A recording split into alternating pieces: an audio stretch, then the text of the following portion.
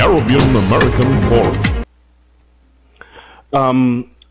Finally, let me ask you about accountability. The last opposition leader, who is Mr. Corbyn, and he belongs to the party that you're from, which is the PNC, the main partner in the APNU coalition, came under heavy criticism because of a perception and probably reality of a lack of accountability to his constituents and his people. As the new opposition leader of the country, what are you doing to make sure that you represent in a genuine way the people who elected you and elected the members of parliament of the APNU, and what is the strategy of the APNU caucus of MPs to go out into the constituency and listen to the people and come back into the parliament and represent their interests? Well, Rickford, as I said, from the start, there are 5 parties in the National Assembly among our 26 members.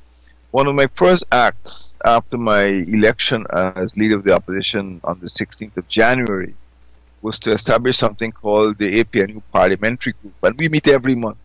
In fact, we've met 4 times for the year already: January, February, March, and April. Every month we meet. In fact, only last weekend we had the meeting of the APNU Parliamentary Group. Now, every parliamentarian has 2 responsibilities in my perception, not only my perception, the way I run the opposition. That is, they have, I would call, a sectoral responsibility, and then they have a geographical responsibility. For example, we have Dr. George Norton. He has a sectoral responsibility because he's Shadow Minister of Health, but he also has a geographical responsibility because he is geographically responsible for Region 7, the Kuyuni-Mazruni region. And there's another Member of Parliament from the Kuyuni-Mazruni region, Ms. Dawn Hastings.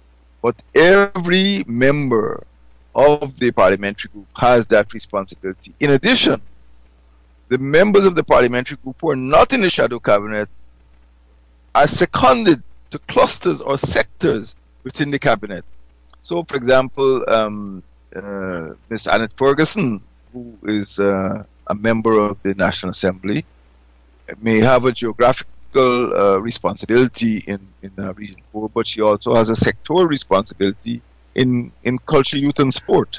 So we have a working group of parliamentarians, and this is one way. This is an important way to make sure that they demonstrate a heightened sense of responsibility and accountability to their constituents.